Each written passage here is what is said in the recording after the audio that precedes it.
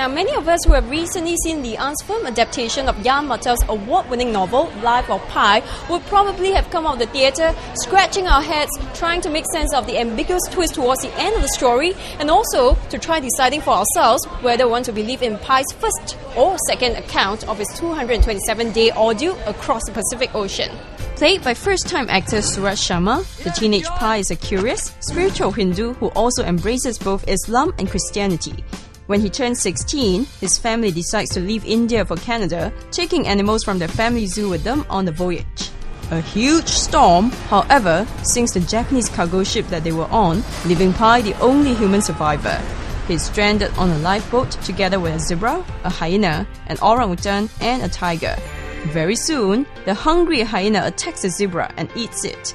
The orangutan forms an alliance with Pi against the hyena, but is also killed soon after.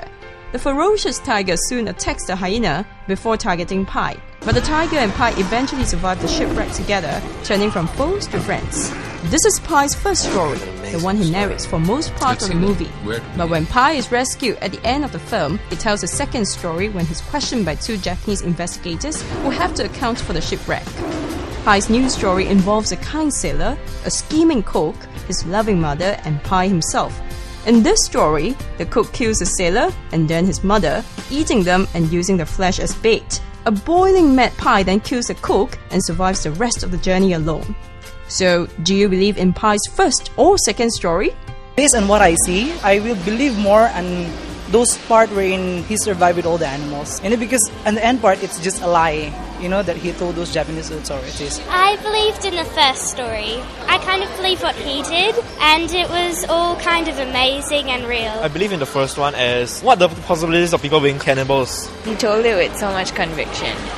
And I do believe that there's a lot more wonder to this world than we are aware of. Well, I'd like to believe the first story, of course, but I think common sense tells me it probably happened the second way.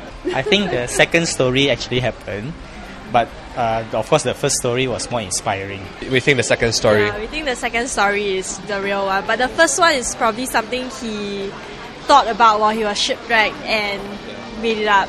Probably easier to live with the first story. The one with the tiger. Same.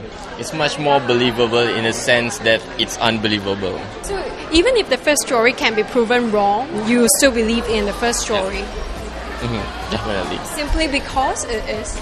Simply because I choose to. Well, some prefer wonder, while others believe in logic. But never mind which story is true, most moviegoers choose the first animal story over the brutal human story.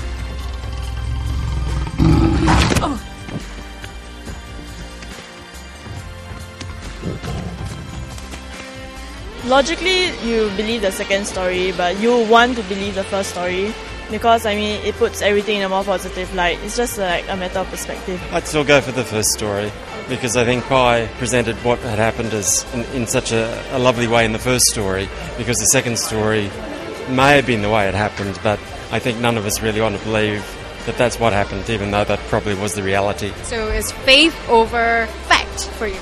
I think so, yes. Who knows? Life can be stranger than fiction. Yann's Life of Pi has grossed over $3 million in the Singapore box office in 2 weeks since its release on 29 November. It's also scored 3 Golden Globe nominations for Best Picture, Best Director, and Best Original Score. Here, it's yours! Now, which story do you prefer?